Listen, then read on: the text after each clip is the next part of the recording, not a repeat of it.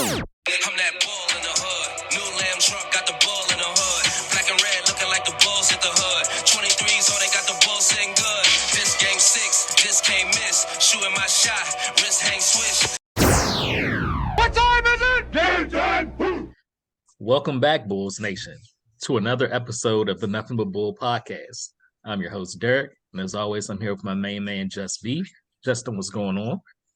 Nothing much. Just a lot of great content. I feel like we should have outtakes before we actually start our show, or just create some outtakes after the show that people can check out. But I'm happy to be with you both. And of course, we have Melissa. How's it going? What up, gang? How y'all doing? I'm actually okay with us not doing the outtakes from the beginning. Maybe next time. I'm sure some people would be interested in the outtakes. Luckily enough, there were no outtakes in our last game. And the Bulls played pretty well. It was a IO game, which we have not seen this season. Ball moved very, very well. It wasn't any ISO ball. Zach and DeMar really didn't take many shots and came away with the win. Of course, this leads to people saying, "Oh, you see, DeMar kills the team when he goes ISO," and we played the Hornets. We really didn't need ISO against the Hornets, even though we lost that first game to them. But it's the Hornets. I mean, I'm glad the ball was moving because we do need that at times, just like ISO is needed at times. So stop pointing fingers at our players. Just let the team win. Yeah, I'm just happy we won, and shout out to Io for having a monster game on his alma mater's night. That's really cool. It was a good night for him to go off. We saw the return of Andre Drummond in the first quarter. He snapped. It was a big, I won't say it, a big smile in the face of of the coaching staff maybe, but he got in 15 minutes, he had 15 points and 11 rebounds, which I think that was like a record. I wrote that down somewhere. It was. It was a record, right? Nobody's done that since 1978, 79. In 15 minutes or less to score 15 points and 11 boards. So big shout out to Andre Drummond on his return. He has been DNP for quite a bit. And man, he was the only person that didn't have any minutes in Paris. So happy to. Are you serious? He didn't? I mean, I didn't think about that, but he didn't have any minutes whatsoever? Did not step on the court at all. Yeah, that was a great win. It's funny, you go on Twitter, which is why I sometimes have to put Twitter to the side, because there were so many people who were bummed out because the Bulls won. And these are people who covered the team. I'm like, really? I mean, we should be excited whenever the Bulls win. It's always a positive thing when you can celebrate a win, no matter who you're playing against. And even with Drummond putting up those stats in 15, short minutes, I don't care who you're matched up against. If you can step on the court and match your points with the minutes that you played and also throw in 11 rebounds, that's pretty impressive. And it kind of makes me wonder why Drummond hasn't been playing as much as he could be. But we celebrate wins here. If you want to celebrate wins for the Bulls, come to this podcast and stay here, because we will always do that. I think it was ever since he, what was it, 4 fouls or 5 fouls in how many minutes? It was ever since that game. I forgot which game it was, but that was the end of Dre for a bit up until yesterday. And so people think it was there was some type of drama between, him and coach. And then he tweeted that post, remember? it was like he was trying to make light of the situation, but who knows? Just happy he played. We needed those boards. Yeah, he has had some knucklehead games where like you come in and within 1 minute you pick up 3 fouls, like or turn the ball over, within 30 seconds 2 times. But that's not to say that this team doesn't need his presence. I mean, there's been several times where we have just been out rebounded, or did not have the size advantage to kind of deter people from getting to the basket. And whereas Drummond isn't necessarily a big time shot blocker, there have been numerous times throughout the year where he has played where you could see the defensive effort that he's giving you by getting in passing lanes, creating steals, creating turnovers. And that, plays into how the Bulls need to play. They need to create turnovers and get out on the fast break and get some easy buckets so that their offense doesn't get bogged down and get into this like ISO ball play that we've seen people complain about throughout the year. So it's just good having him back on the court, and it's always good seeing guys, rally around other guys who are having great games. It was nice seeing Ayo not only, with him sending out that message about how the Bulls have to win these games and, be focused coming into these games and just basically trying to get his team to like set the right attitude with the next few games that they have coming up before the All-Star break.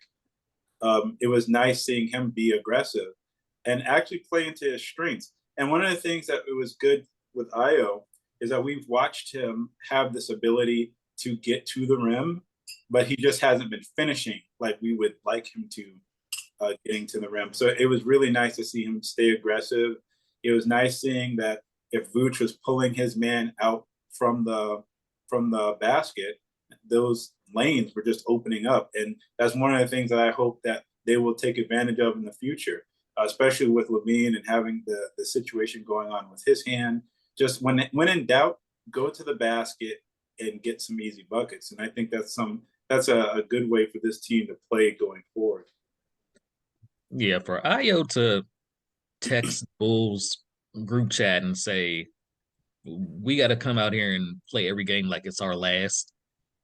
His second year. Who is the leader on this team? Because that should have came from Zach or DeMar. But I'm glad somebody said it and then came out and backed up what they said. Stacey said, Ayo likes to play fast. Ayo and Kobe like to get up and down the court. It's the other guys that are just like jogging down, and Ayo, instead of waiting for the guys most of the time, like he's been doing, he just went to the basket, and it opened up things for the team, and they kept the ball moving, and that's what he's got to do because Zoe kept the pace fast when we had him. I don't know why they've been doing all this half-court stuff. Basically relying on Mars ISO game is because they're playing so slow. And then you don't have bigs out there to help anything. I mean, Andre Drummond is a former All-Star. He's statistically the greatest rebound ever. And he got did not play after did not play because Billy's an idiot. It's just the facts. And everybody knew it was coming. Yes, Billy is an idiot. Because you see me play Dre, 15 points and 11 boards in 15 minutes. He had a double-double in 10 minutes. Why are you playing a 6'5" player at center over Andre Drummond? Idiot. And Dre's post-game comments when they asked him, does he feel like he is effective when he gets time? And he asked them, well, what do you think? And he said, yeah. And Drake said, well, we're on the same page then. That's a clear shot at Billy. None of these guys like Billy. I'm convinced. None of them like him. Did you catch that glance he had over at the bench too? You caught that after that dunk, that angry stare at the bench. You can take it how you want, but also, yeah, I want to touch on Io's leadership because I'm always harping on leadership, and we saw parts of that like last season too. Io being a lot more vocal. You saw him pulling people when they were losing their temper and trying to talk to them one on one. So I'm still happy to hear about that group text in the morning, the day of, talking about the urgency around this game and every game going forward. It's really cool to see. And to your point, yeah, who is the leader? I say a lot about Alex being the leader, but kind of forget about Io. And sure, there's a lot of things that we don't know or hear about or see behind closed doors, or that's not in the media. But big shout out to Io for that. We've seen flashes of that, and I know he was that way in college too. So it's really cool to see. I feel that the more reps he gets in, it's just gonna allow him to be more of a leader. And I love that. We need that. We need that so much. So shout out to Io. I like them asking Drummond that question. I didn't catch that question.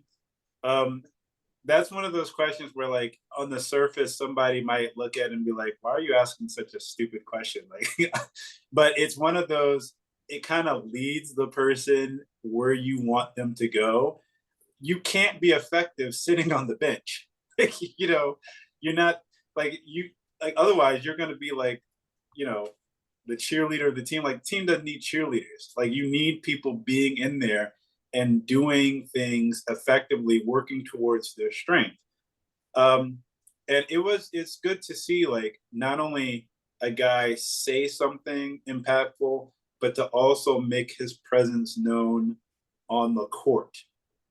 You can have either one, because, like, if you want to be like that vocal leader, that's fine. If you want to, like, let your effort and your actions on the court, show what the team needs to do and have people just follow you by example, then that's fine. But you got to have somebody leading somehow. And like Melissa, you talked about, like, with Caruso leaves it all on the court. He's all over the place. He's talking, not just in huddles on the court. He's switching defenders. He's going, like, all out on every single play. And it's nice seeing somebody else kind of, like, bring that energy, that enthusiasm, and also the vocality of just speaking up. And that's not easy for a young player to do. A lot of people were, like, talking about Pat and wondering, well, why doesn't he do this? Why doesn't he do that? Well, you're playing on a team with a bunch of veterans, and you expect those veterans to actually, like, lead by example, and not just veterans who, like, have been in the NBA for a while. Your veterans who are the primary scorers, the ones who are the primary ball handlers, those ones who are affecting the team in a variety of different settings. But it was good to see Pat be vocal and stay within himself.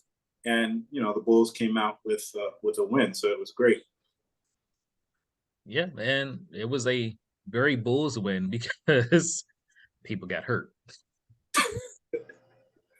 Caruso went down, sprained foot. Pat sprained ankle. Vooch took a fall. And now Caruso and Pat are both questionable for tonight's game, and Vooch is probable. So, typical Bulls luck. We got the win, but at what cost? Well, see, this is the thing where I've seen several people on social media say, well, people are complaining that Dalen's not playing. Well, you already have a whole bunch of guys at the position that he plays. So, like, why would you want him playing? But you want him being available for these types of moments.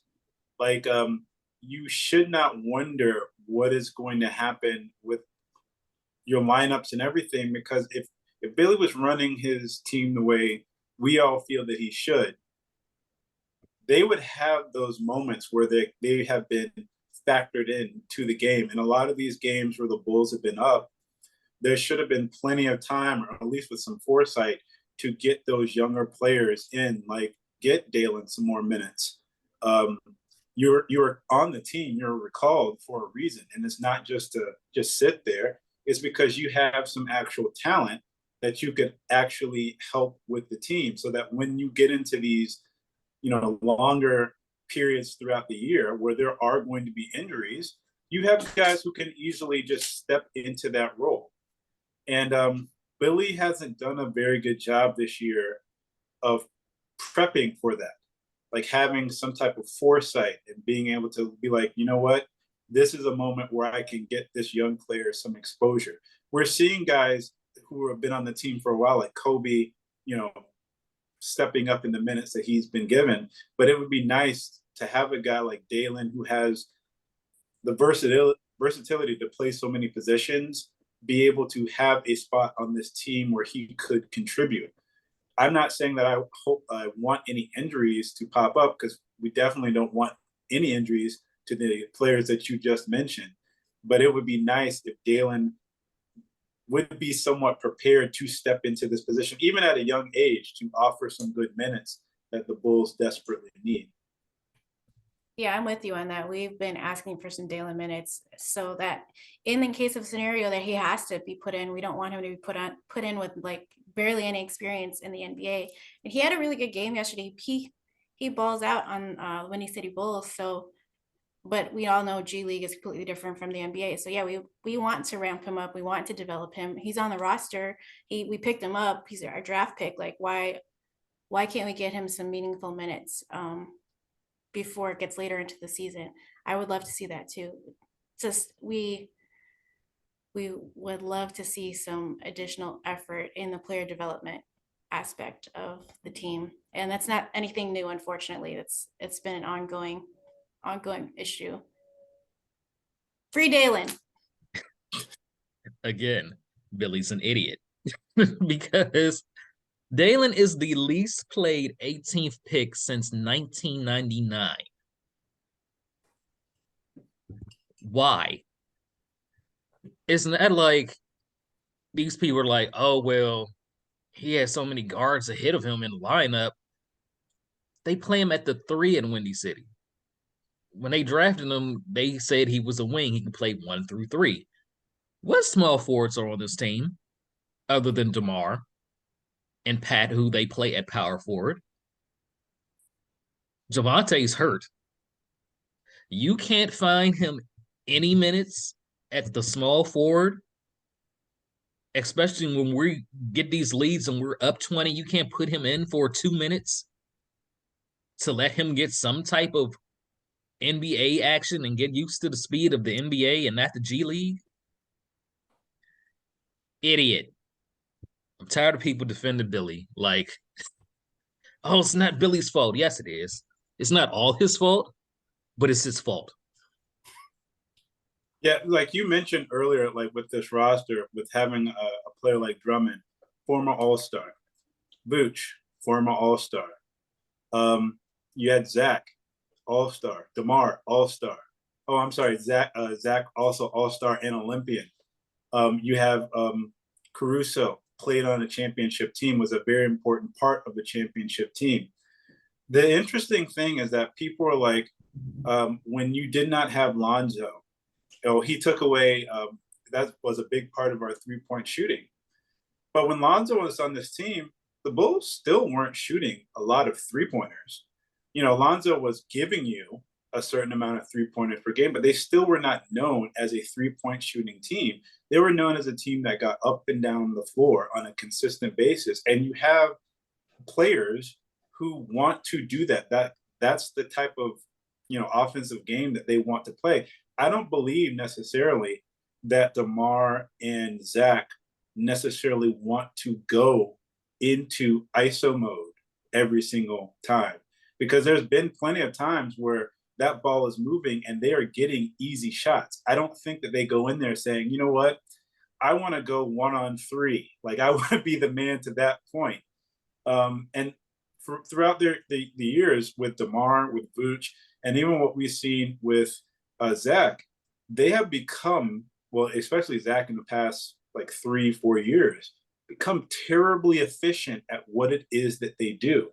The fact that they can't figure out not they, just them in general, but like the Bulls staff and the players can't figure out a cohesive offensive game plan. It's just mind-boggling to me. And like when I go back to like them playing against the Clippers and knowing what the matchups dictate, as good as Zach and DeMar are at getting their points, the matchups did not dictate that you had an advantage going up against Kawhi and going up against Paul George. Those are arguably like the best two-way players that you have in the league. You had matchups where you could have gone into Vooch, which they did, by the way, at the beginning, where Vooch got like 15 first half points, and then like he didn't touch the ball hardly at all in the third quarter. And then I looked at Pat, and Pat was being guarded by Luke Kennard. And I was like, you have 6'7", 215-pound Pat, and he's being guarded by 6'5", alligator arms Luke Kennard. That was like your matchup that I thought that you would have attacked. So it's interesting to me where people are like, oh, you know, there's roster problems that the Bulls need to work through. And yes, there are some ways that they can tweak the roster to make it better. But like people were saying about them getting, like adding a center because they needed a center. What makes people think that Billy is going to use that center properly? As we've just said, with them having Drummond on the team, has Drummond been used properly while he's been on this team? No.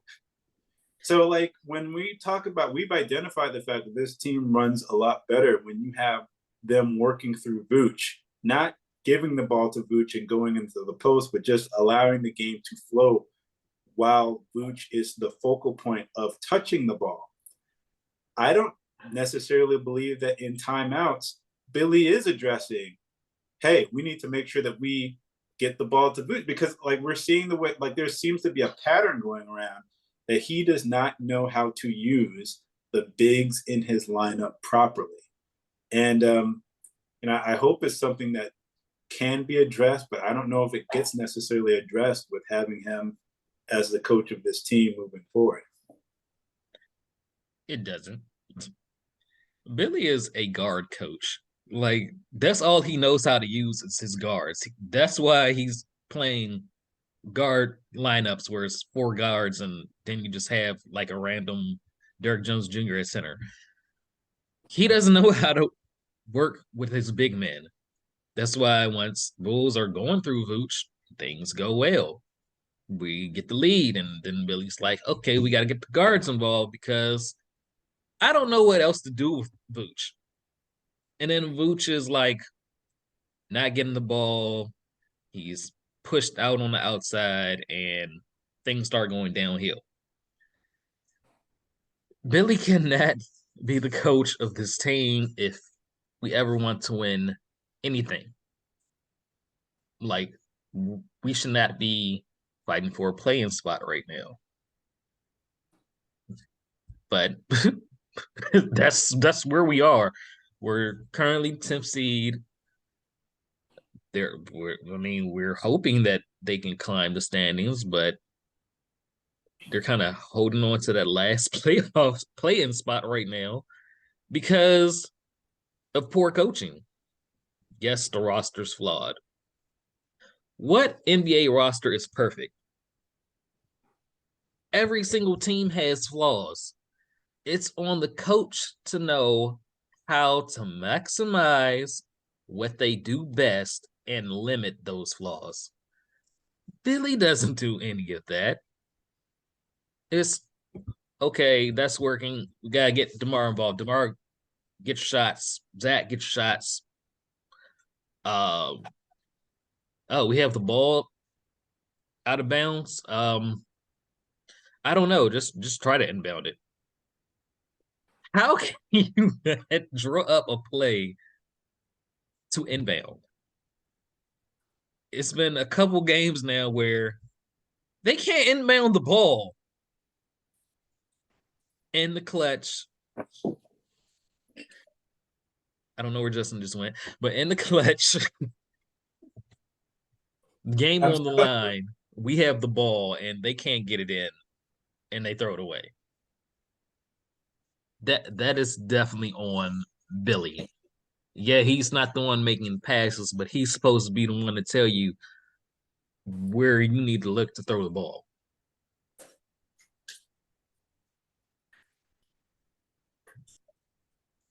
Again, Justin has disappeared into the void. I'm still here. Sorry, I'm having some technical difficulties with my my camera.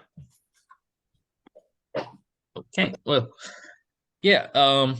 If you catch Stacy's podcast, he had LeVar Ball as a guest, and Sorry about that.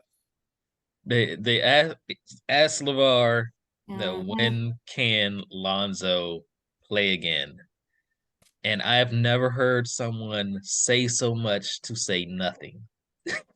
Like the way he danced around that question was just hilarious. He's like, he would have been back if he worked with me. I'd have had him eating eggs and drinking milk and running in the pool. He didn't get injured until he got to the NBA and he was working with those Laker trainers. It's like, okay, but you did not answer this question. And he's just like, well, yeah, he'll get back to doing this thing. He just needs to get his strength and conditioning up. Billy said he's nowhere near playing. That's different from he just needs to get his strength and conditioning up. Dr. LeVar didn't have anything to add. That's all he was doing. That's all he was doing. And talking about all three of his boys are going to be on the same team and nobody's going to be able to stop him. Serious question. Do you all remember, like, it was a few podcasts back where I was like, what do you see happening first? Like, Lonzo returning to this team or Kobe turning into a viable option at point guard? Like, do you all remember me posting this question like earlier on in the season where we were like not trashing Kobe, but like he was on the outskirts with us? Like, so I'm gonna ask you all again, what do you see happening first? Like, I'm like, well, Kobe's already turned into a viable option at the point guard. Mhm. well, we've seen glimpses of it, but we haven't we were like, hey, Kobe minutes, and Kobe was like in the ball pit with me a while ago, but we've seen glimpses of it. But like, have you all like gone to the other side where you're like, yeah, Kobe is a viable option at the point guard, or do you still see Lonzo being within the Bulls' plan? I honestly, with medicine being the way it is, if 6 doctors are coming out in today's in our modern age of technology and medicine, if 6 doctors, I'm not trying to like make light of it, but if 6 doctors are saying we have absolutely no idea what is wrong with you, that's a pretty big problem. Like, we don't know why you're having pain. And this is now going into what, almost 2 years? So That's pretty concerning. That news was not nice. It was not good. That was not a nice, easy pill to swallow. You just, you almost.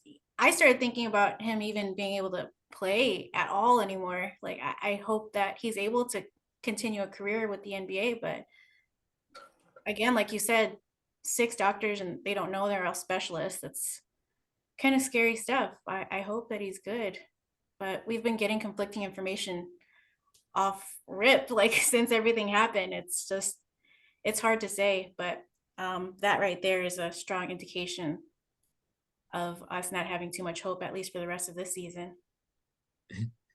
Those 6 doctors should have their license revoked because you don't have to be a doctor to understand that second surgery removed fragments that were in his nerve.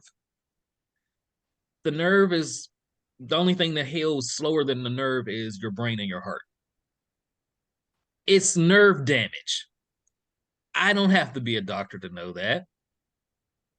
It's going to take time. I mean, the bone bruise that Kendrick Nunn had him out the whole season. And you're just like, oh, we don't know.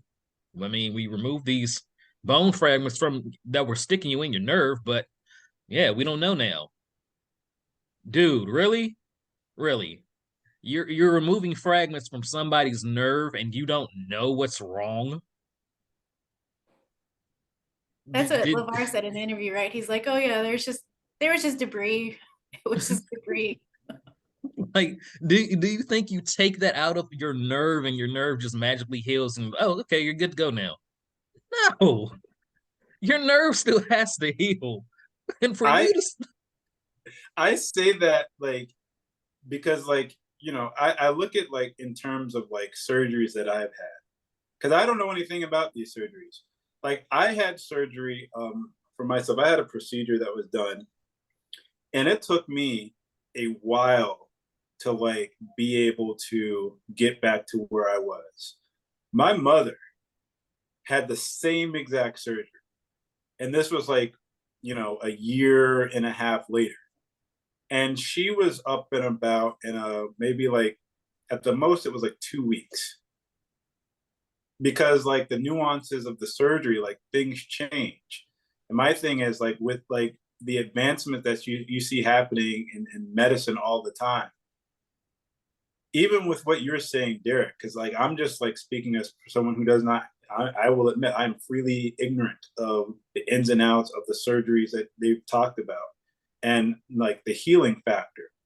But if people who have like their names attached to this, whose job it is to heal people, like that is where I'm like, because I don't want to like just speak out of turn and be like, well, no, this, you should definitely be, healed by a certain time.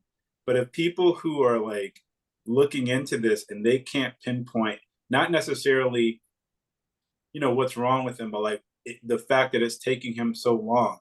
And when you couple that with the fact that Lonzo was not known as the healthiest person in the league when he came in, like it makes me think about his tenure in a Bulls uniform, like quickly, I don't want to say quickly, I'll say moderately coming to an end. Because of the dude, like even on the treadmill, like when they were showing those pictures of him on the treadmill, it's not like he was running like freely on that treadmill. There like was a little bit of a gait to him running on that treadmill where it was like a little bit awkward looking. So that's why I'm wondering, like, are we really going to see Lonzo Ball in a Bulls uniform? Or if we do see him in a Bulls uniform, can he necessarily get back to that level that he was at?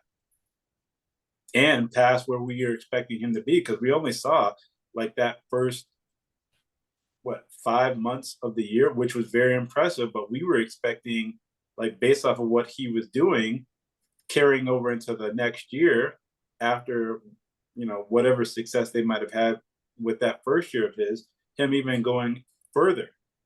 Like, are we thinking that he's going to become anywhere near the player that he was while he was in a Bulls uniform? Just stinks because he's always had trouble with injuries. I don't think I don't even think he's ever played through a full season, has he? no. Since 2017, he entered the league. So just stinks.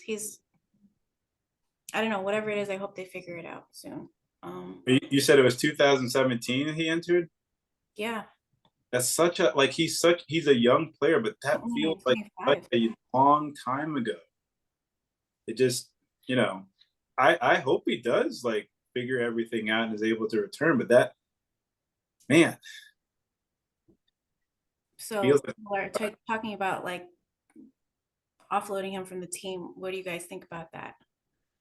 If there's any like, stipulation in the contract, people are. I see people talking about it on social media again. Like, do we get rid of Lonzo?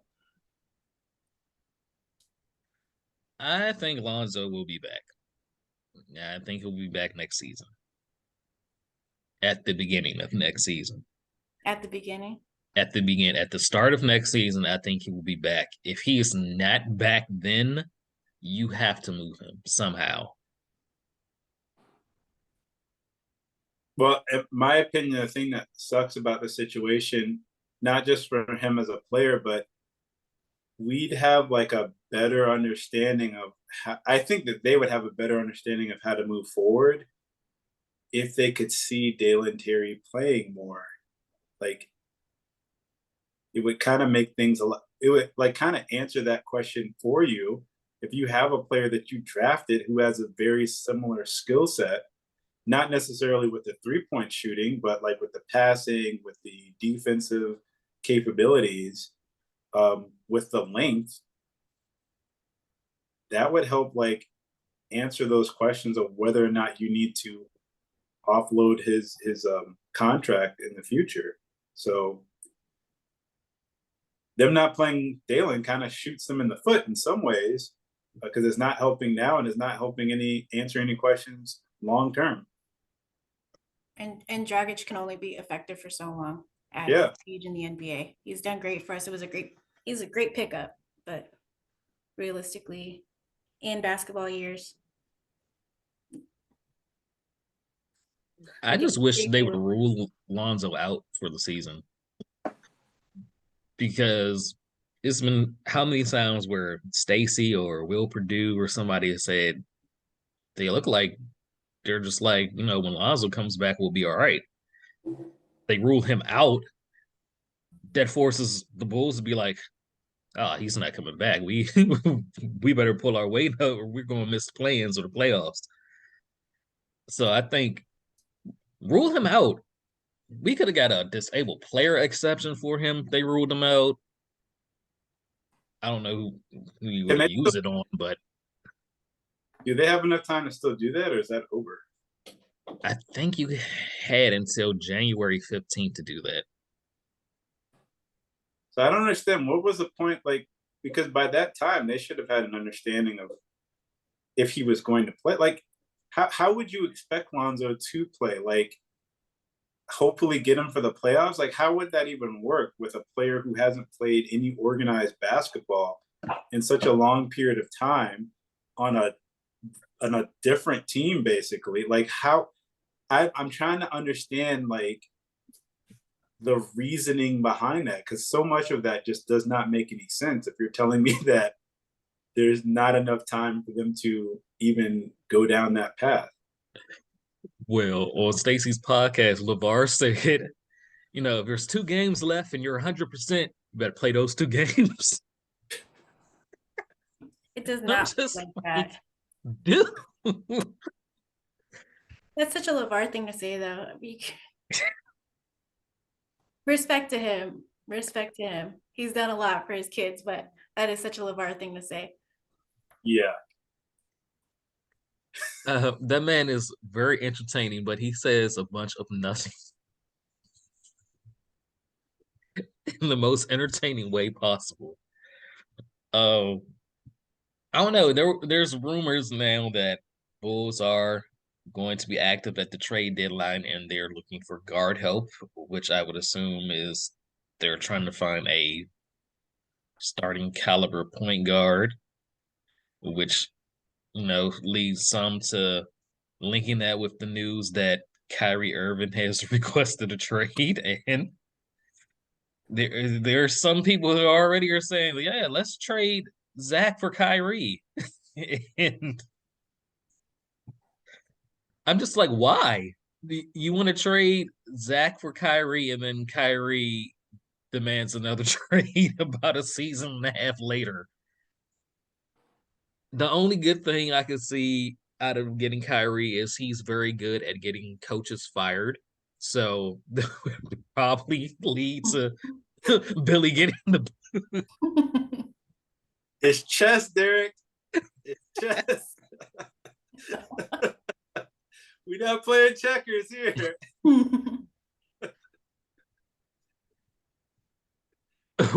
What do you guys think about this whole Kyrie situation? Melissa, you want to go first? You want me to go first? You can go ahead. I don't want Kyrie, but go ahead. Well, I mean, look. First of all, Zach has shown that he wants to be a basketball player. I don't know if Kyrie wants to be an NBA level basketball player, but here, like the thing that's happening is there was a contract dispute that was going on with Kyrie at the beginning of the year. He wanted his money, and as long as this team was winning and you had Durant, like we all knew that he was going to be on his best behavior. Now that the team is losing, we're getting a chance to see it's everything circling back around. It's circling back around because Kyrie has lost endorsements. Now, the thing is, when you lose the endorsements, like Kyrie, we all talk about people having like these strong Twitter followings and, being a social warrior or whatever.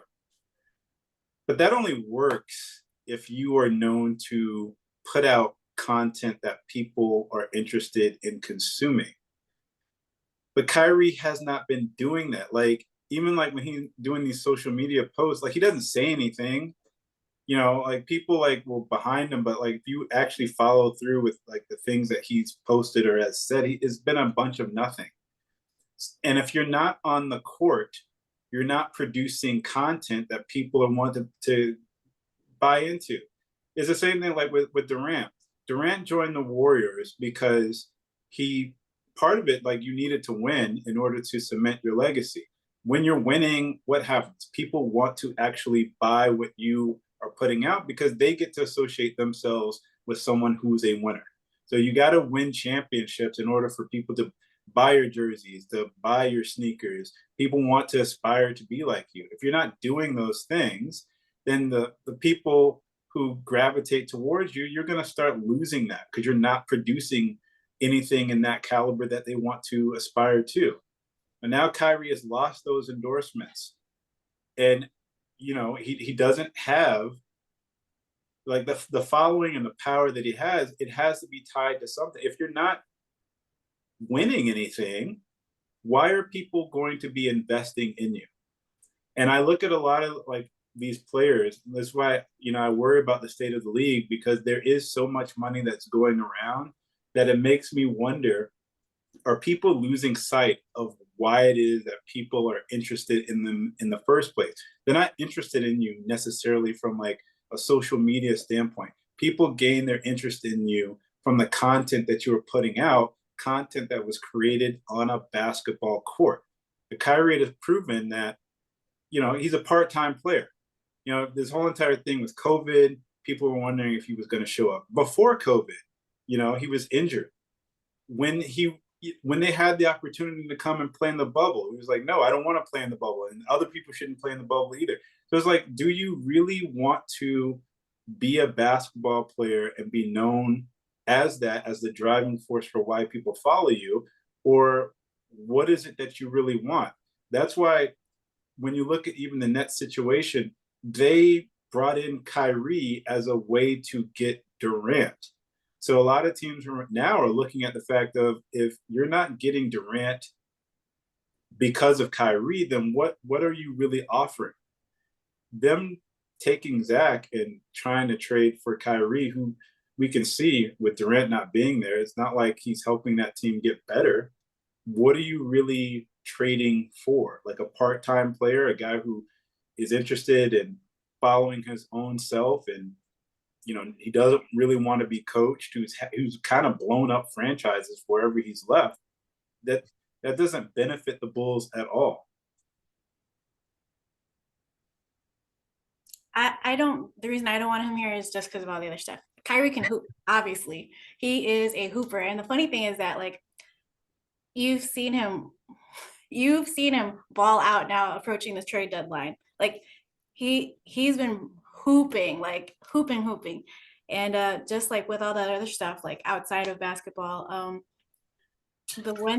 one of the things that we seem to like lack, which is a huge thing, is like cohesiveness and that team chemistry, right? Like we see, again, like everything, it's always like we see flashes of good things and flashes of like the chemistry, flashes of like the energy and effort. But the last thing you need is somebody to come and shake things up. And maybe that's just like a pessimistic point of view, but yeah, with all that other stuff, it's just I kind of worry about that. You know, it's just he can turn it on, he can also turn it off, and I just don't want that to rub off on our already lacking team chemistry that we have going on. So with the vaccine stuff, with the video stuff, he chose not to play, and that I'm not saying anything about that. I'm just saying on how that would affect our team if he came, but he can hoop for sure. Like, it's just funny to see how crazy he's been doing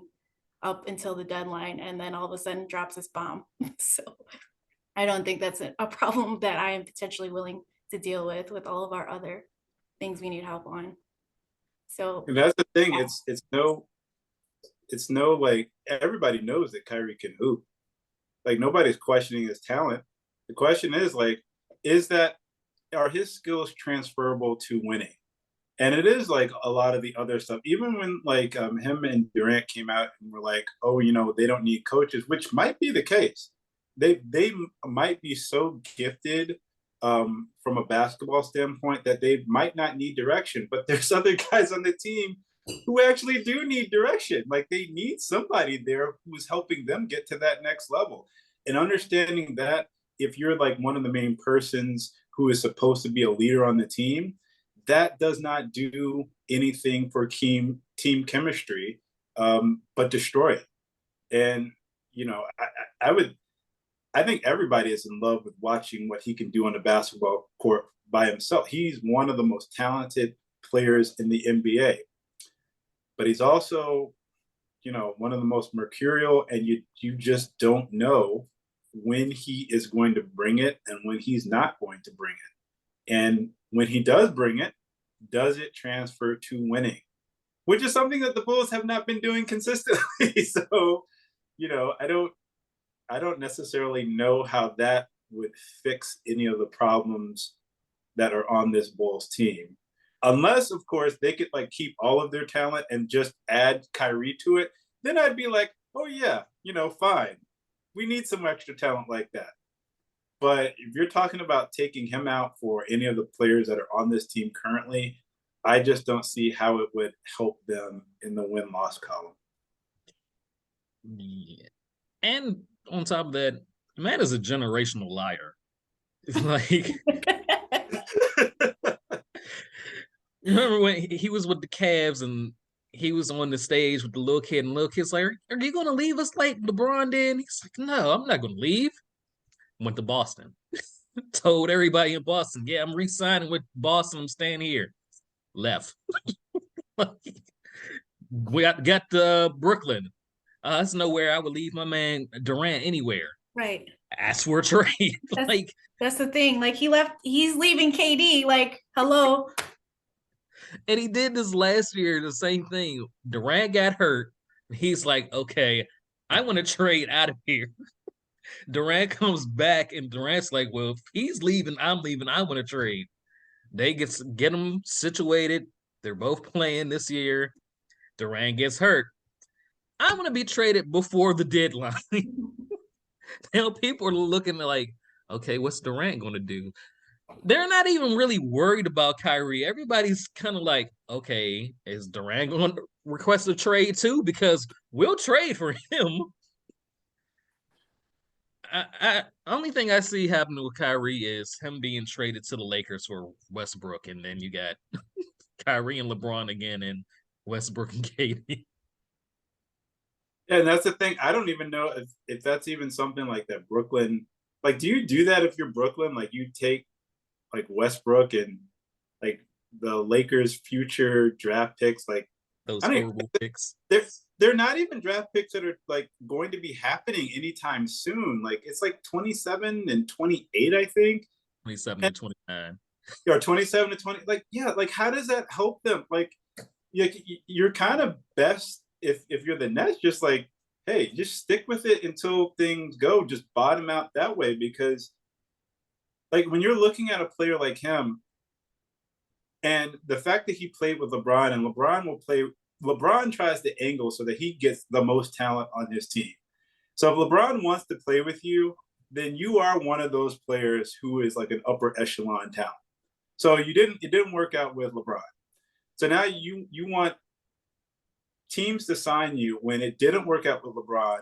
It didn't work out with Durant, who is like one of your best friends. Like, why would another team trust you to be with any other players who are lesser talent when we've seen what has happened when he's played with players who are lesser talent? Like, it doesn't make basketball sense at all.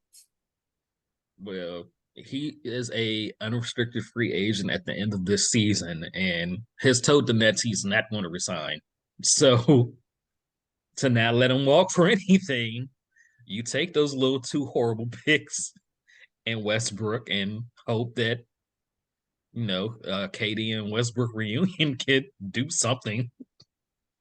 But it'll be interesting, like, who is the team that is going to actually sign Kyrie? Because he wants that max money. So it's going to be interesting to watch, like, okay, when he does like get traded or whatever, or they play out the season, what team is going to like pony up the money? Like, you're looking at like what, a $200 million bill, pretty much. Well, 3 teams have been mentioned with interest in trading for him. It's the Lakers, it's the Mavs, and the Heat. Lakers are in every single trade conversation. The Suns too. Yeah, the Suns. I saw that too. Yeah, but a lot of times that's like agents mentioning that teams are like interested. That's like not a definite like that it's going to happen. But there's going to be some team that is going to like shell out that money, and within like 4 months they're going to be upset. The Lakers will probably gladly do this for the time being, but even for the Lake Show, like that crazy is going to rub a lot of people the wrong way. Like Lakers, because when it happened, LeBron tweeted out the eyes, like, oh, he wants to trade. So I'm like, yeah, it's going to be Lakers, because LeBron obviously wants him back. Yeah, turning your franchise over to 2 players who have shown teams that they are willing to leave you, and once they leave, you are the worst for it. So it's going to be interesting. Side note, did you see that? Did you see Tristan? Yeah, I was about to bring that up. Tristan Thompson. I don't know how he got a job as an analyst on ESPN, because nobody wants to hear him. They put Tristan Thompson on ESPN? Yes. How do you have Tristan Thompson and Kendrick Perkins? But Tristan says he texts Kyrie and's like, yeah, let's get the band back together. We can do it on the West Coast. Who's gonna tell Tristan? Who's gonna tell him? He said, yeah, he put a heart emoji, so I know he read it. Okay, but wait a minute.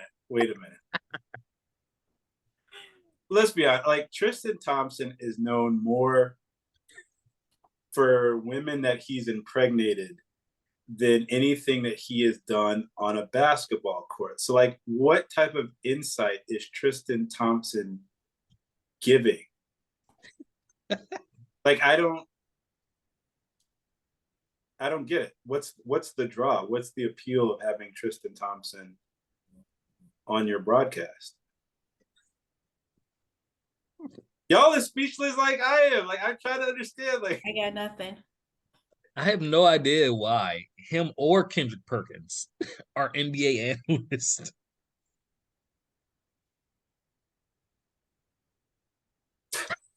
And everybody is silent. I got nothing. This is funny. Kyrie is out tonight versus the Wizards. So it begins. Mm-hmm. Yeah, they're gonna get. I'm pretty sure that they're sick of him and they want him gone. They're just going to go ahead and get rid of him, Yeah. so they don't have to deal with him anymore. Side note, Ayo has reached his 41 game starter criteria for the season and is now eligible to receive 5.2 mil from 2.2 mil qualifying offer in the offseason since he is a restricted free agent. What do you think the Bulls are going to do? That's like the easiest transaction the Bulls could make. You you sign him up right away. Like that's a no-brainer. I hope so. Yeah, they're definitely going to extend the qualifying offer. Congrats to Ayo. Shout out to the hometown kid. And they need to extend the qualifying offer to Kobe too, because that makes him a restricted free agent if they extend that. So they can match anything and let the market set its price for Kobe. Kobe is one of those interesting players where, like, if you were just going off of stats, you would be like, why are people interested in having him? Because like he's not shooting the ball like the best that he has throughout his career, but there has been so much growth in Kobe, like from a defensive standpoint alone. And now we see him like being comfortable with not just taking shots, but like where he needs to take his shots. I would love to see him expand more, like when he gets to the rim, just feeling more confident, and which he has shown this year, being more confident once he gets to the rim and just taking the jumper instead of like just seeing what we see in all of the NBA where, oh, we got a free reign to the rim, so let's kick it out for a three-pointer, something that I still don't understand. But like there's been so much growth in his game that you just wouldn't necessarily see by looking at the stats on a nightly basis. But I am like super excited about the growth that he's shown. And just being like, just from knowing where like the spots that he needs to be in from a defensive standpoint, it's been awesome to see. Yeah, it's like his numbers don't really say much. But the eye test does. You can see he's gotten better defensively, handling the ball. I mean, it's been said that the Bulls have turned down several trade offers for Kobe. So teams are interested in him, and the Bulls aren't just going to give him up for anything. So if he's still here after Thursday, you got to extend the qualifying offer because, I mean, there's no guarantee that they don't move him before next week. And being that they're rumored to be looking for guard help, and we have a ton of guards already. Yeah, like you can't necessarily replace speed. That's something that Kobe is learning how to change speeds, like use his speed correctly. And just like the timely three-point shooting that he's offering, which is something that this Bulls team, like we have a bunch of guys who are reluctant to take shots. Kobe is not reluctant to take shots. And now like he has not just the confidence, but he actually is showing to be fairly consistent, even though, you know, not necessarily the percentage wise is not necessarily showing that this is the best that he's shooting throughout his career, but he's also taking more of those three-point attempts than he was previously. And he's doing so much more in a limited amount of time that he's been on the court. I would love to see Kobe on the court for longer periods, playing with the starters, like giving him minutes in that space and like opening up things for them, especially when their offense starts to become stagnant. But yeah, that's definitely one of those things where it's like, no, you don't just give up Kobe White for absolutely nothing, or for someone that you hopefully think will turn into a viable NBA player in the future. Right. And then there are other rumors that teams don't know what the Bulls are going to do at the deadline. And we're like, well, you're in the same boat as us because we have no idea what they're going to do. It's been said they're not going to trade Vooch. It's been kind of a weird year where nobody really knows, I think, what they're going to do because there's so many teams who are within distance of making the playoffs. And it's like, do you just totally, take a gun to your season and just end it all when you're so close? Or do you start adding pieces? That's one of the things that I was worried about as this year progressed, because you see so many teams like you mentioned before, every roster has some type of limitations to it. And this is very important to have an understanding of that you have the right coach to kind of move things forward, because you're seeing coaches around the NBA who have less, who seem to have an understanding of what they want to do with their team and the roles are already defined, but they're dealing with injuries. Relatively, the Bulls have been pretty much like they haven't had any major injuries that they've been dealing with that we didn't already know about. We knew about Lonzo, so it was just a matter of, guys fitting in and taking on more of a burden or, expanding their role on the team. But, not having a coach who has those defined roles for their team is a hindrance. And the Bulls need to figure a lot of things out in a short amount of time, because we're up against it. Like, it can't be where you believe in Billy, but all of the players that you also bought are just terrible.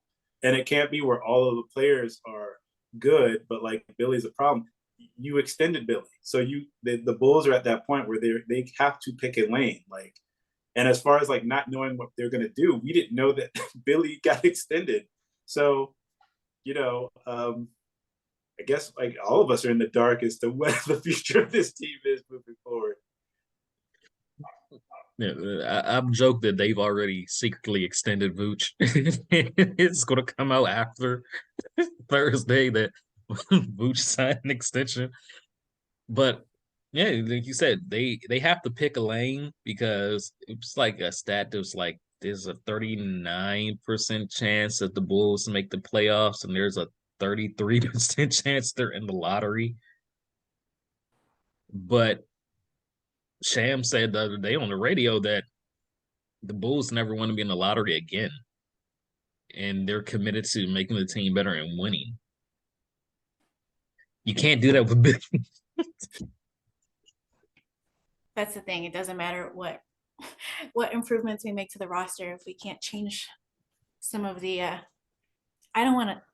if we can't change the coach. But at least see, I'm not as harsh, I guess, but we got to inject a little bit more reality into it. We just never mind. Look, I've been in the kitchen before, and I bought ingredients for like a well-prepared meal. Here we go. But if you're looking around at everybody and you're like, okay, so who's cooking this? Who's putting it? It doesn't matter what kind of ingredients you're putting together. If you don't have anybody that can cook the food, it means absolutely nothing. Like, you could take Michael Jordan, who we've been celebrating the past few days, and put him on this team, but if like there is no direction at all. That's the one exception. That is the one exception. That is the one exception. Use somebody else in this example. What I'm saying is, if you take him on this team, but everybody else has absolutely no idea what they're doing, you're gonna have somebody else. A playoff team. I know. You're gonna have a Wait, hold on. team. Just switch that ingredient out real quick. Because you're going to move to Jordan's direction. He made sure of that. That's why you gotta use somebody else. Right. Well, I'm saying, like, if you are sabotaging everything else, what I'm saying is, even if you have a player of Michael Jordan's caliber, you are sabotaging everything else and making it hard. Can we just admit that it would be hard? We would be making Michael Jordan's job harder. No. If we did not. Okay, I just need to change direction. No. Let's just change it up. Yeah, change it up. Jordan took the cocaine express to the playoffs. And sometimes I wonder if there's somebody on cocaine who is running things for this team. What? With the directions that they're doing. Like there's like been no direction. So it's like are you on drugs, not understanding that the offense works better if you just give it to the tallest man on the court who Is it has run it through Vooch? yes. You're saying that's actually effective and we should actually stick with what works? Let's make it somebody different. Yeah, please. You can restart, but just If you take Steph and just throw him on this Bulls team, the Bulls are going to be marginally better. But if nobody has any identifiable roles in order to help Steph along in the process, it doesn't mean anything. Like, and we saw that with the Warriors because when they had Mark Jackson as their coach and people weren't in the roles that they needed to be on with the same exact players, Steve Kerr comes in. He's like, okay, you know what? We're going to start Draymond Green and we're going to have a lineup that has Iguodala and Barnes and Draymond and Clay and Steph. Oh, we're going to play this death lineup at the same time when these same players did not play 1 minute together before Kerr got there. That's a big problem. Like you need to have somebody who has basketball sense to make the ingredients that people thought could not work, make them actually work. So I apologize. I should not have used the greatest NBA player who has ever graced the cover of any type of major news outlet. I should not have used Michael Jordan. That was a bad example. The disrespect the day after Jordan Day on Jordan year. Derek's are you wearing a Jordan jersey? Of course. I'm wearing a Jordan shirt. I guess I worded it incorrectly. I was trying to say that like even having a player like Michael Jordan, like you could sabotage even something that should work. So I did word that incorrectly. But yeah, if you take any of the top tier talent in the NBA right now, and you don't have somebody to put it together in the right way, you're just sabotaging yourself. It doesn't matter what you do.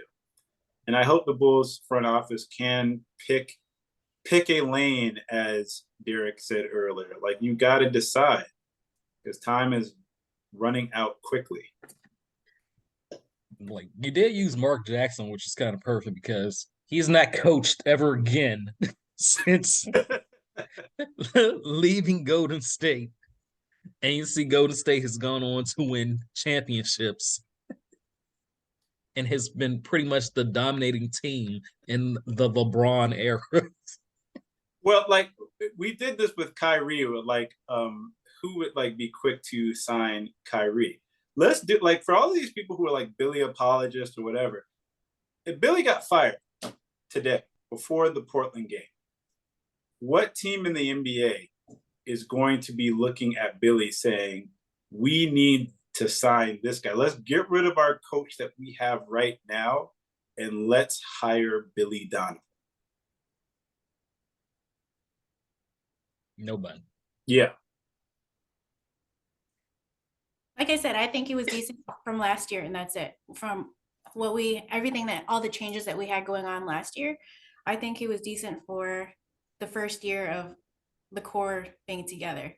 But is he doing anything to push us forward? No, he's not. I don't think he was decent last year. You don't? No. It was DeMar having a historic run where he's breaking Wilt Chamberlain records. Even Billy, well, we were a couple of buzzer beaters away from a play-in last year that DeMar hit. True. I give him no credit, nothing, zero, zilch, nada. He's an idiot. Get him off my team. Well, it's interesting that you said that about DeMar last year because, you know, when we think about it, Vooch did not have a good year last year.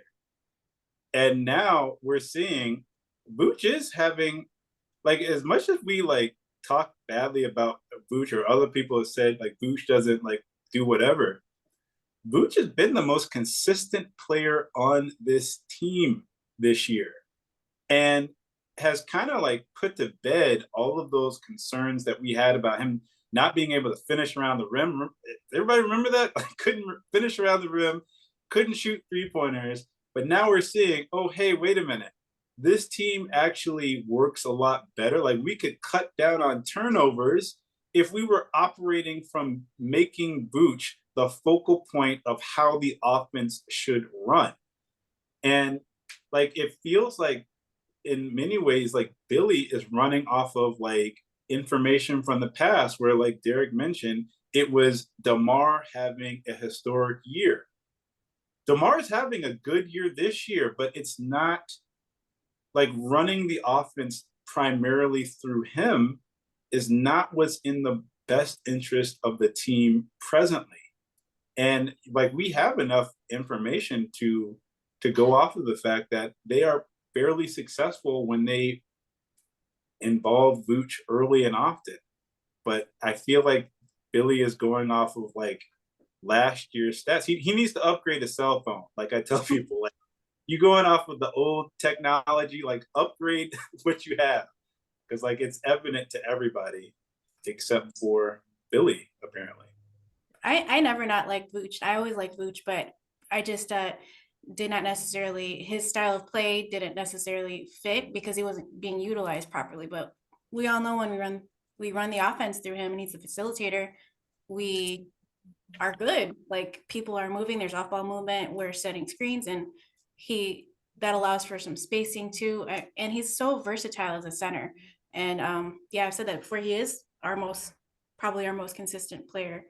And he's an unselfish player too. So if we can just like, it's just a matter of getting some plays drawn up and us running actual offense instead of us defaulting to our ISO ball. And that's not a knock on DeMar. I hate it when people are like, they are coming at DeMar for those reasons when, I mean, what do you want him to do? Like, if offense isn't working, there's nothing being run, like, is he just going to sit? Like, of course he's going to do what he's got to do.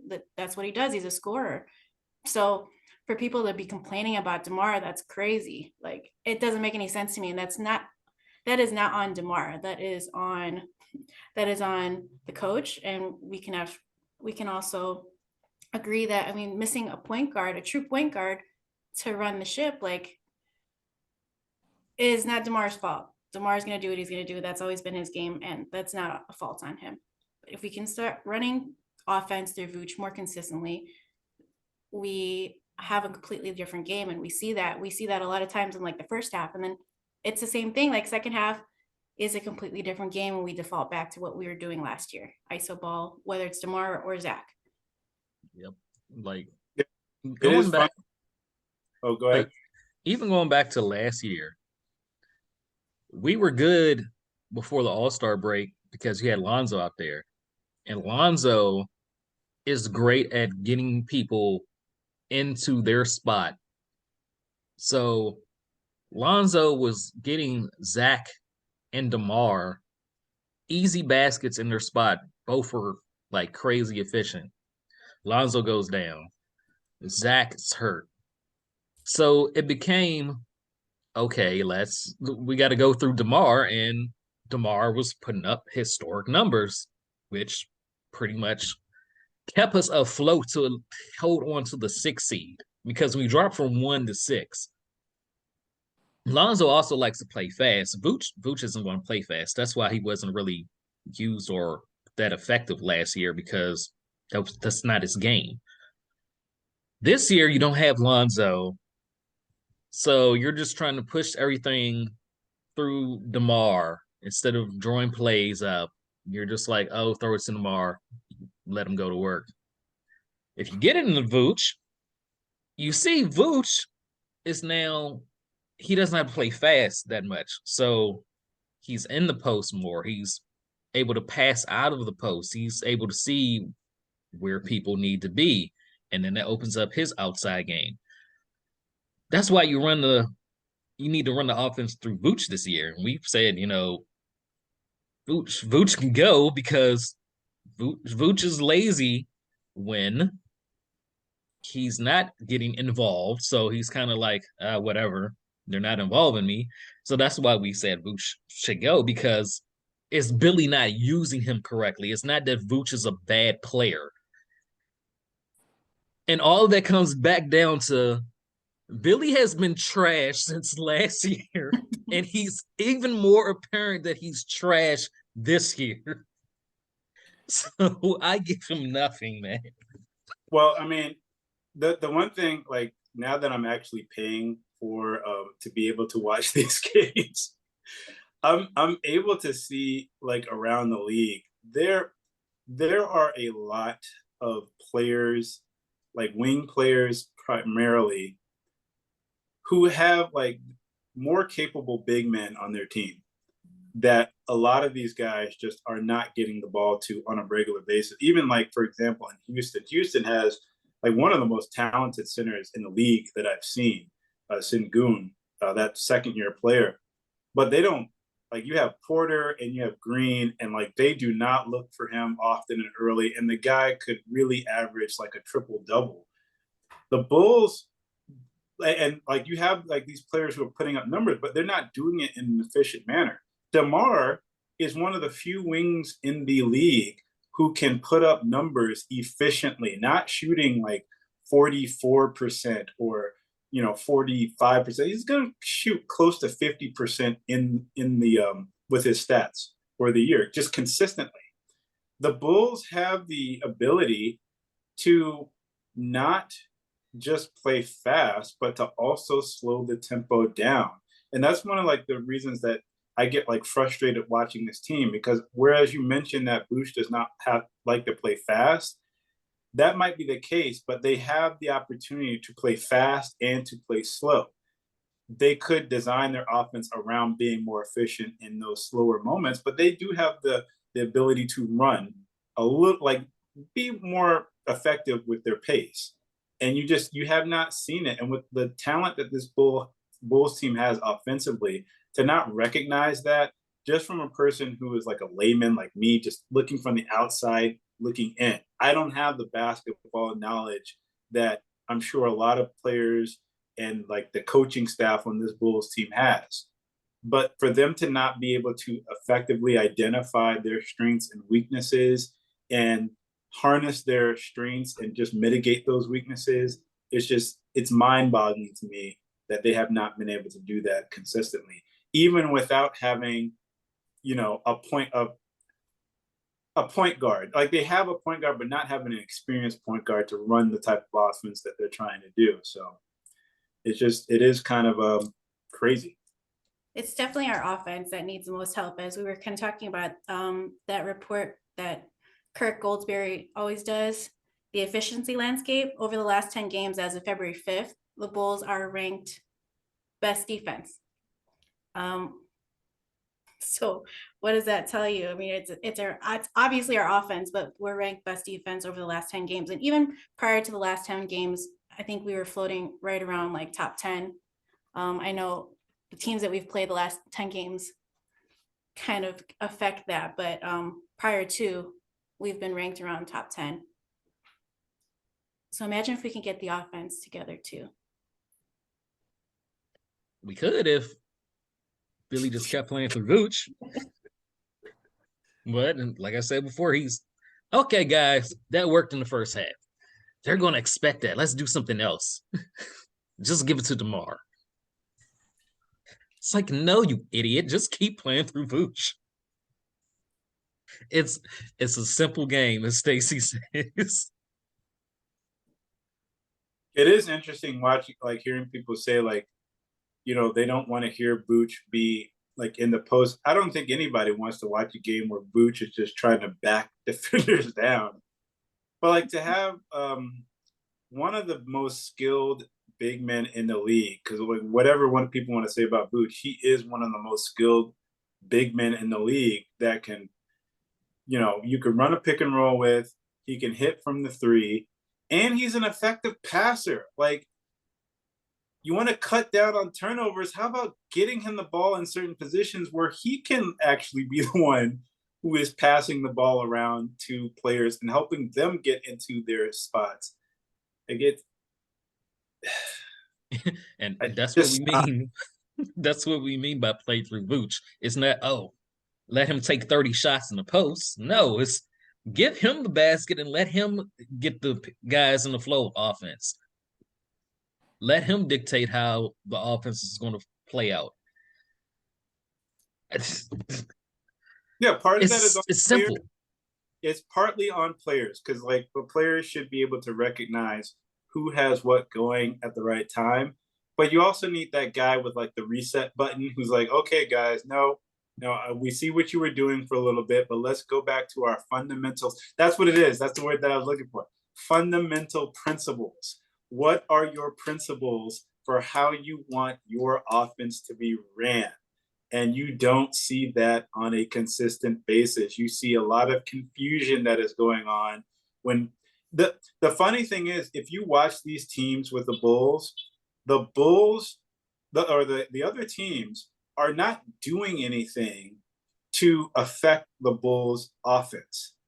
What the teams are doing, if you closely look at it, they are saying to themselves, the Bulls are not willing to do the same thing that they have been continuously doing.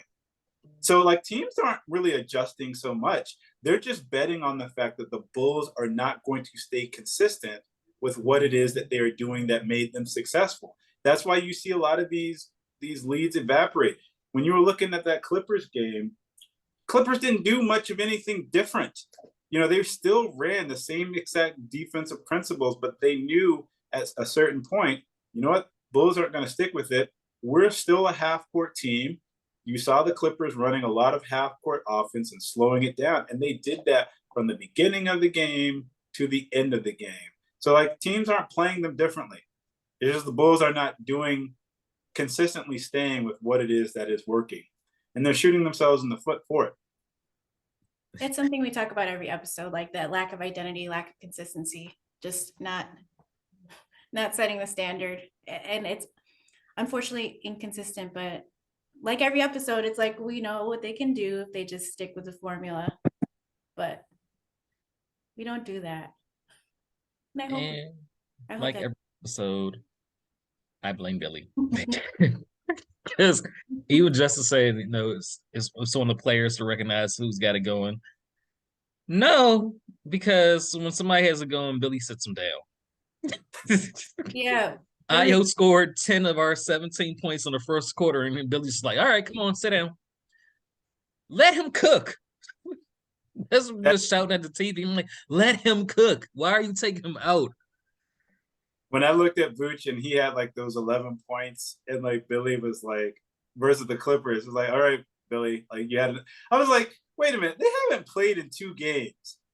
He can't be I understand like you have like substitution patterns, but you can't tell me like if you've been off for 2 days that automatically after 7 minutes or 6 minutes, 6.5 minutes, that you automatically need to take a breather. Like, I don't understand that. Like, I've seen players play extended minutes in the first quarter and be perfectly fine. I don't get it. Because he does not break away from his substitution patterns. Any good coach would know sometimes the game dictates that you don't use that same pattern that you're used to. He just does it anyway. And then, like, even Stacey said something on the broadcast about Vooch coming out in that game. He was like, he's got it going. You don't sit him right now. Billy said him. The fact that that's like a lot of our first reactions too, when somebody's like hot, like, please, Billy, please don't take him out. Like when Drummond was cooking those 15 minutes, my immediate reaction was, don't sit him. Like, I think I even tweeted that. Like, as soon as he started getting hot, I'm like, please don't sit him. It's the fact that that's our immediate reaction when somebody catches a hot hand or is just out there with some fire.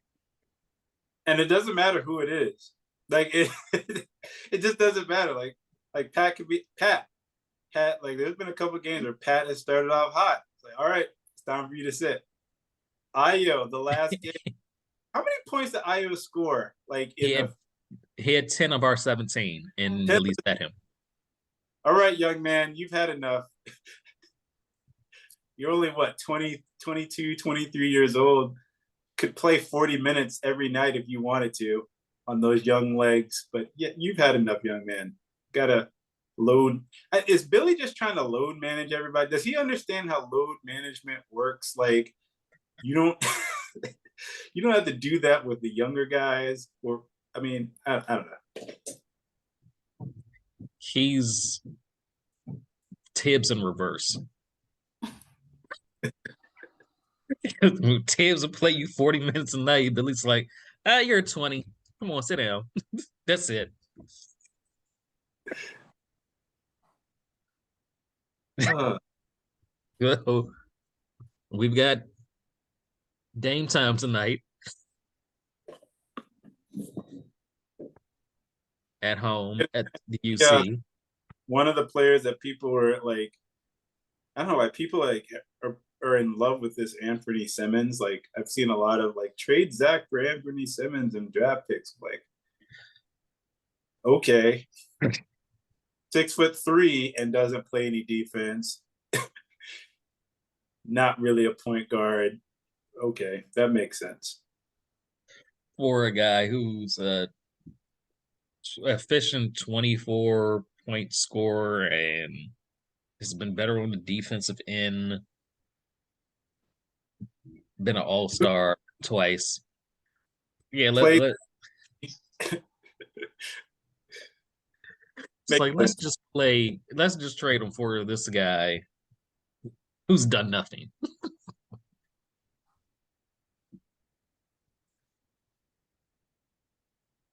I mean, Zach is two-time All-Star, and shout out to Debo for being a six-time All-Star and making the All-Star team this year. I've seen some people saying they don't know how he made it, and I'm like, you're absolutely crazy. Well, people were questioning that? Yeah, people were questioning DeMar making the All-Star reserves. Did you see that mostly from Bulls fans or just NBA fans? I've seen Bulls fans question it. Something about, I don't know how he made it. I'm like, are you serious? It's like, there are some Bulls fans that are so obsessed with this. Oh, he's killing our offense when he ISOs, and I don't understand. We need to trade him, and that'll free up Zach and Vooch, and we'll be better off if we trade tomorrow and get picks for him. They're the same ones. They're like, I don't know how he made the All-Star team. Like, so that group. Yeah, that group. That group. I'll be honest and say that I have said, like, if the Bulls are going to stick with this going forward, then it doesn't make sense to keep this team the way it is, like, presently. If they believe in Billy, I don't know why they would, but like this same team that, like, you know, begged Billy to join them, and you have players who just aren't necessarily listening, or players who don't fit his vision, then, you know, if that's what you believe in, then go ahead and make the trade and, like, get some pieces to surround, like, decide if you're going to surround them with whomever. But to just, like, it makes me wonder, like, what this, like I said, like, I can't be on social media all the time because sometimes it makes me wonder, like, do you all like the players that we have, like these very efficient, entertaining players who are playing their butts off? Like, it's not like DeMar is good. Like, he's really good at his job. Helped Pat. Like, I don't see anybody else who is you know, helping Pat elevate his game on this team, or any other coaches who have offered any type of suggestions for Pat to get better on this team. Or, you know, he's one of the leaders on this team. Like, who? I don't know. It's surprising when I hear things like that. People like, just get rid of him because he's killing the offense when he's like the efficient part of our offense. Yeah, like he's the one that's been taking the younger players under his wing. Mm-hmm. Pat, Ayo, Dalen. And you're not even giving Dalen the chance. Like, they called Dalen up from Windy City just to like surprise DeMar and tell him he made the All-Star. And then they sent him right back down to Windy City. And what did he have? Like 15 points, 11 assists or something like that? Mm-hmm. Marco had I like can see people talking 21. about Carlik because he had a 41-point game. Now I'm seeing people put him on the Bulls. Give Yeah, I've seen that. Why don't we play Carlik? Mm-hmm. He's not scoring 40 in the NBA. Sorry. It's not happening. You play Dalen before you play Carlik because Mm-hmm. Carlik's just on a two-way contract. This is your actual draft pick. Free Dalen. Free Dalen. You know what? It's obvious. Like obviously, you played Dalen before Carlik, but the thing is, like when you look at like Caruso and the way Caruso plays, and the injuries you've had to Caruso and Javante, for them not to like get these other guys, like give them like a limited amount of experience, it doesn't make any sense. Like you don't want to exhaust much of your players who like with you have a player like Caruso who goes all out the way he does. At some point they're going to need to have to sit Caruso and let him rest so that he does not hurt himself, like to protect him going forward, not only himself but for the team. I would think that you would find ways to get these guys in the game. Like, don't just have them on the bench as cheerleaders. Like, the Bulls have cheerleaders. They don't need anybody else cheering from the bench. It just does not make any sense that they have players who are capable that they do not play. Just in spot duty, like, you know, we need some filler, you know. Even just to bring the energy when the Bulls are just like deflated, just bring the energy. Dalen's energy is like crazy. Like as soon as you put him in, he's all over the place. That's at the very least. And it's not like he's incompetent because the limited times that we've seen Dalen on the court, he has been communicating. He has D'd up players in the limited amount of time that he has been on that court. He hasn't looked totally overwhelmed. Like from an offensive standpoint, you know, he's a work in progress. Defensively and communicating and being in the right spots that he's supposed to be in, he has not looked overmatched. I have not understood why they have not been able to find or carve out some type of role for him on this team, especially with the team losing. Like it doesn't make any sense. Insert Derek comment. Billy's an idiot. There we go.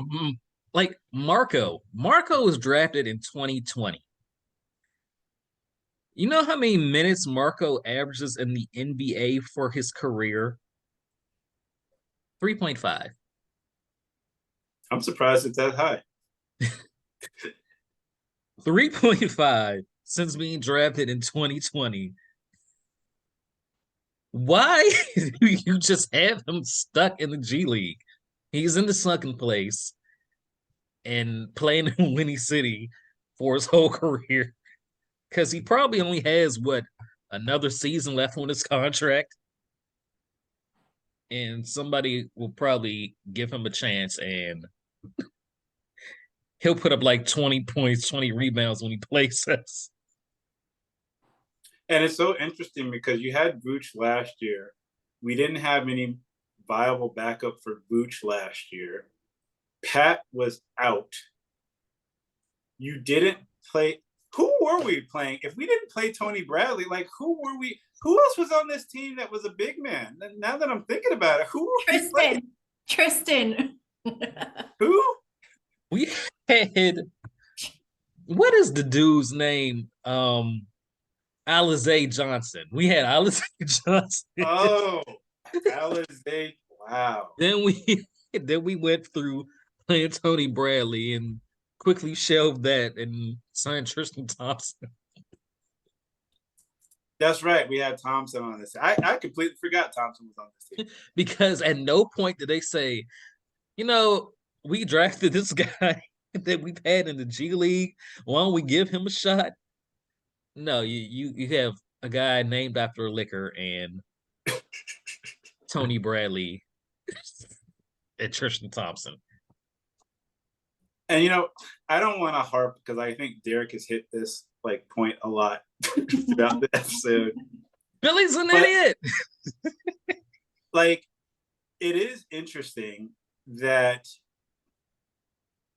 for an amount of time, Billy got us convinced that Daniel Theus was a more viable NBA player than Lauri Markkanen. I mean, think about that for a second. People were clamoring. When he got put on this team, they were like, "Oh, we gotta have Daniel Theus," and people were pushing Lauri to the side because Billy could not find the correct role to use him in a way that would actually benefit the Bulls. That is the danger that Billy has had on this team, aside from not developing players, but actually even Kobe. Throughout Kobe's tenure, and I know part of that has been with Boylen, but even in the couple of years, many of us were convinced that Kobe could not play under Billy. So how many players do we have to see not develop and go to a different team and actually ball out of their mind? I didn't want to go down this path because I know Derek is he's leading us all down this path with the pitchforks, and he has the career going, and he's driving a tank at the same time. I don't put Billy on Lauri. That was Boylen. Boylen ruined Lauri, and by just telling him, "Hey, I don't know what to do with you. Still stand in the corner and shoot threes." Lauri has alluded to Boylen ruining his game and messing with his confidence by just having him stand in the corner. So I'm not going to put that one on Billy. Yeah, but he didn't help. And now he's He wasn't really here. What? He wasn't really here for Lauri. He was there. If you have a first-round draft pick and you don't use him adequately, and then you watch him, because when he went to Cleveland last year, as much as we were saying, oh, Lauri was whatever, Lauri was a pretty big option for that team. In fact, the team built their offense around starting a bunch of big people. They were we got to find a way to get Lauri on the court. Lauri was actually having a pretty good year for Cleveland last year, goes to Utah and is now balling out of his mind. I'm not saying that I'm putting it all on Boylen, but at what point have you looked at Boylen, identify a player, and be like, you know what? I'm going to make this guy my project to mold him into my vision of him. Have we seen Boylen have any type, not Boylen, but Billy, have we seen Billy do that with any of the players that are on his team where we can be like, oh yeah, Billy had that impact on that player?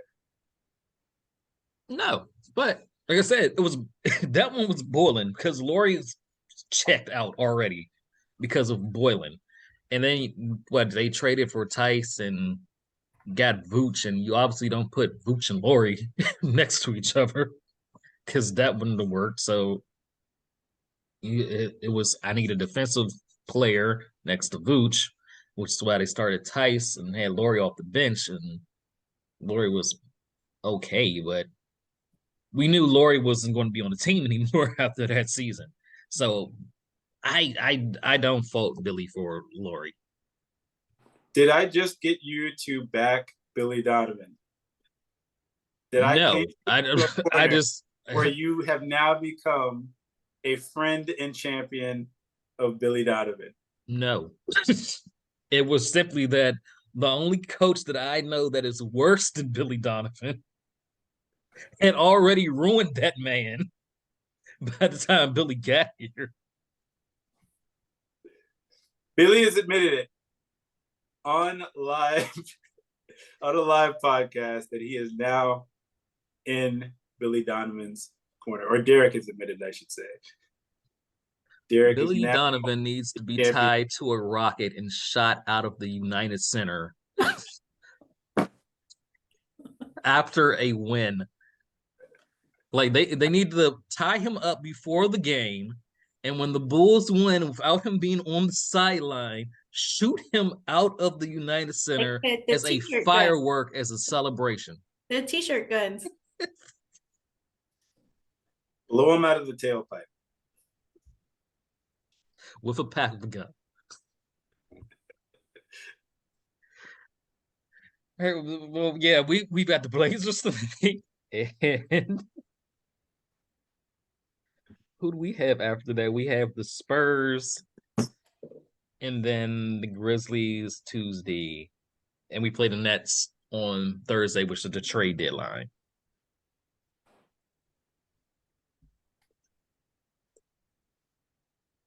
I'm going 3-4.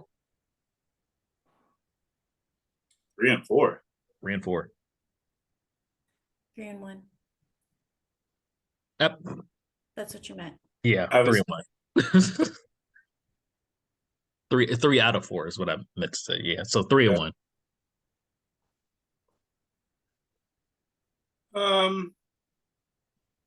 Yeah, I could buy that. Making a strong push before to like quiet down like the rumblings of trades. I could buy that. They should not lose to San Antonio. They should beat Portland. Memphis has kind of been spiraling since Ja came out and said he wasn't worried about anybody else in the West. Like that's kind of backfired. And we'll see if Kyrie is on this team. Yeah, I don't know. I think Memphis would be the problem Yeah, that's what out I of think. those teams. Blazers, Spurs, Memphis, and the Nets. Yeah, I would go 3-1 too, but I think we Grizzlies that we have the hardest time beating. I'll go 3-1 also. That Brooklyn game's on TNT. Unfortunately, it's not a home game, so it does not count as the TNT Bulls.